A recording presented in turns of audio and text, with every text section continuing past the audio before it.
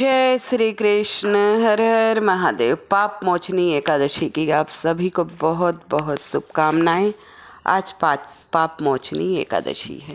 आज के दिन कुछ विशेष उपाय के बारे में बताऊंगी। आज रात्रि ये उपाय कर लेंगे तो आपका सर्वदा कल्याण होगा, पूर्णता विश्वास एवं श्रद्धा से। आइए, आज रात्रि 7 बजे के बाद कभी भी कर लीजिए, 8 बजे 9 बजे कभी भी कर लीजिए, 7 बजे के बाद। एक लंबी बत्ती का दिया तैयार करना है, उसमें घी डालना है। क्या डालना है? घी। एक लंबी बत्ती का दिया तैयार करके घी डाल लीजिए। अब इसे एक बेलपत्री के वृक्ष के नीचे ले जाना है। अगर आसपास बेलपत्र का वृक्ष नहीं है तो इसका ये उपाय दूसरी तरह कैसे करेंगे ये भी बताऊंगी। ये उपाय माता लक्ष्मी की प्राप्ति के लिए, कृपा पाने के लिए, धन में वृद्धि के लिए, धन के आगमन के लिए बहुत ही विशेष है, जो सिर्फ एकादशी पर ही किया जाता है। तो चैत मास की पाप मोचनी एकादशी है। तो ये दीपक बेलपत्री के वृक्ष के नीचे ले जाइए, आप रख दीजिए। वहाँ स्वधा स्वधा स्वधा 5 बार स्वधा नाम लीजिए और माता लक्ष्मी का जो भी मंत्र याद हो उसे जपिए। और जब ये दीपक बुझ जाए तो उसी बेलपत्र के वृक्ष के जड़ के पास से थोड़ी मिट्टी ले आइएगा। मिट्टी ले आइएगा, भगवान वासुदेव के नाम से पूरे घर में छिड़काव कर दीजिए। ओम विष्णवे नमः, ओम नमो भगवते वासुदेवाय नमः।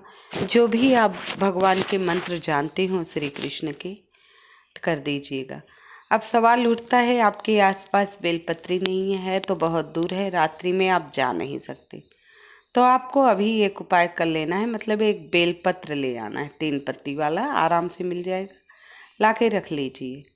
अब ये बेलपत्र तुलसी का पौधा छोड़कर फूल के गमले हो, कोई भी गमला हो फूल पौधे का, वहाँ इस बेलपत्री को रख दीजिए। इसी के ऊपर आपको लंबी बत्ती का घी का दीपक जलाना है। स्वधा स्वधा स्वधा स्वधा स्वधा नाम से 5 बार घी का दीपक जला दीजिए।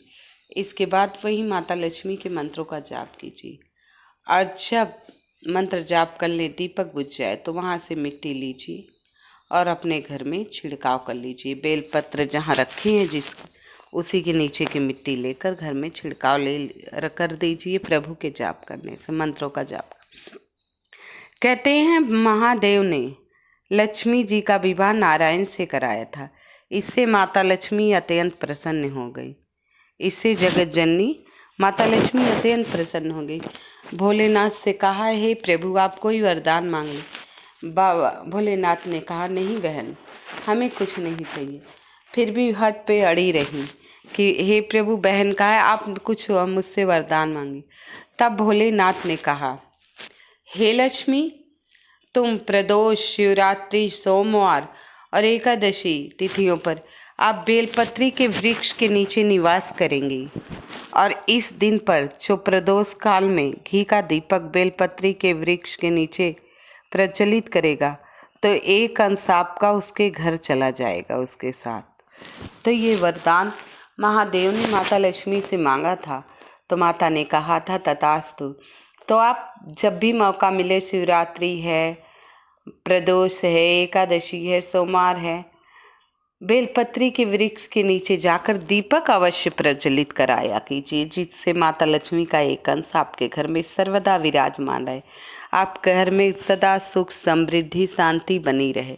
देखिए, उपाय सभी महिलाओं को करना है। छोटा सा उपाय है, बहुत बड़ा नहीं है। अब ये उपाय करने के बाद आप माता लक्ष्मी के मंत्रों का जाप कर लीजिए। ऐसे करने से धन में वृद्धि होती है, घर में खुशियों का आगमन होता है, कर्ज से मुक्ति मिलती है। तो छोटा सा उपाय है, बहुत विशेष उपाय है, अवश्य करिएगा। और घी के दीपक गोलबत्ती का माता तुलसी के सामने भी आज आपको प्रज्वलित करना है। नीचे हल्दी का टीका लगाना है।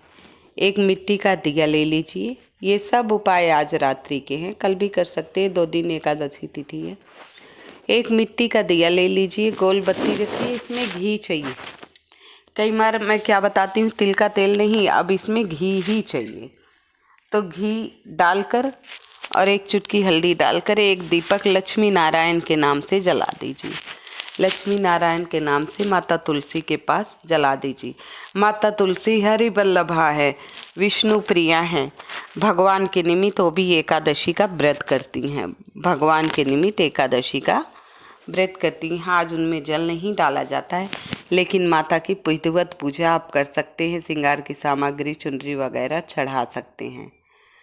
तो ये छोटा सा उपाय मैंने आपको बताया है। अब तक मेरी वीडियो को लाइक नहीं किया है, कृपया लाइक एवं सब्सक्राइब अवश्य कर दीजिएगा। कमेंट में जय श्री कृष्ण लिख दीजिएगा, कमेंट में जय श्री कृष्ण लिख दीजिएगा। दूसरा उपाय है, ये घर पर ही करना है, कहीं आपको नहीं जाना है। 7 बजे के बाद कभी भी ये उपाय आप घर पर कर सकते हैं। तांबे के लोटे में 1 लोटा शुद्ध जल लेना है। क्या लेना है? 1 लोटा शुद्ध जल।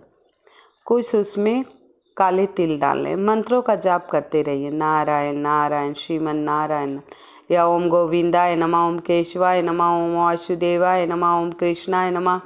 जो भी मंत्र आपको भगवान कृष्ण के आते हैं उस मंत्र का जाप करते रहिए उपाय। अब इसके बाद एक दीपक तैयार कर लीजिए, गोलबत्ती का एक दिया घी का तैयार कर लीजिए। दीपक तैयार करने के बाद लंबी बत्ती का तैयार कर लीजिए और गेट पे अंदर की साइड, मेन गेट होता ना, तो दाहिने हाथ की तरफ, दाहिने हाथ की तरफ साउथ डायरेक्शन में आपको क्या करना है, साउथ डायरेक्शन की तरफ जो 1 लोटा जल लिए हैं वहीं रखना है। पहले साफ कर लेना थोड़ा सा, और फिर जो एक दीपक लिए हैं उसे प्रज्वलित कर दीजिए।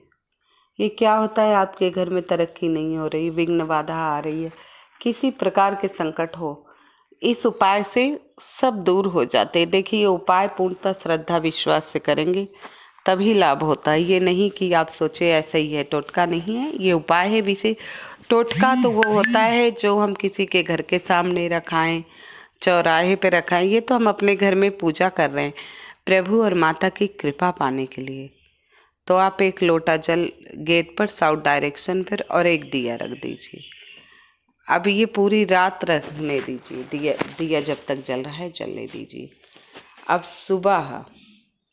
सुबह आपको क्या करना है, ये जल आपको देव वृक्ष के नीचे डालना है। देव वृक्ष 3 होते हैं, आप लोगों को पता है, देव वृक्ष 3 होते हैं, बेलपत्री का वृक्ष, पीपल वृक्ष और बरगद का, वट का।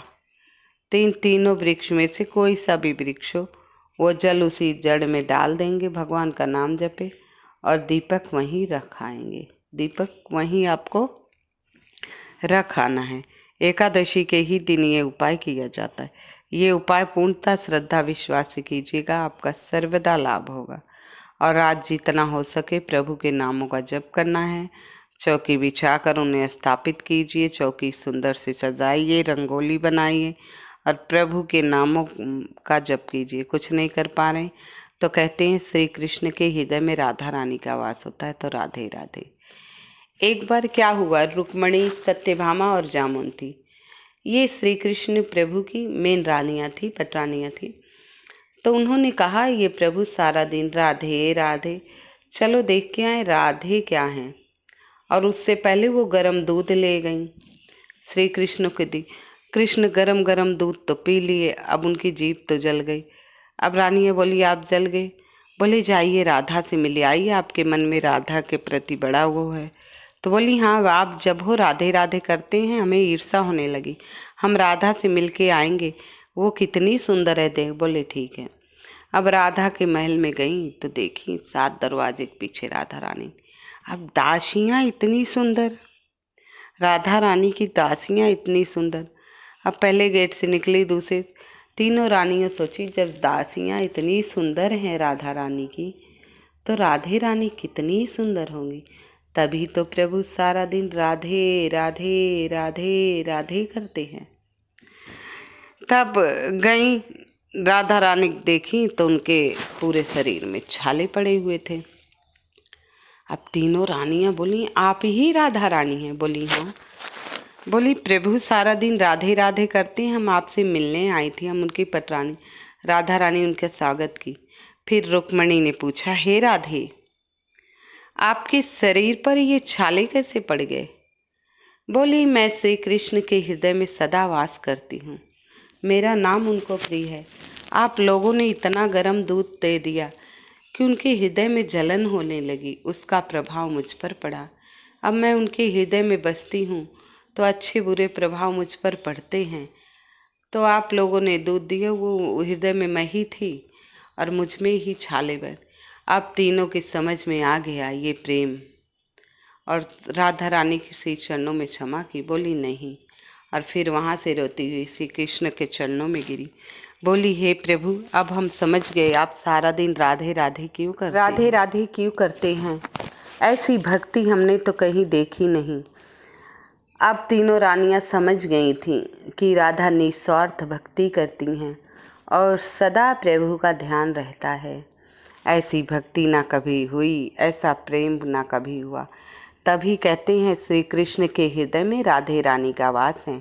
आप देखते हैं रुक्मणी के साथ इनका मंदिर नहीं है, राधा रानी के ही साथ है। राधे कृष्ण सब कहते हैं, राधे कृष्ण।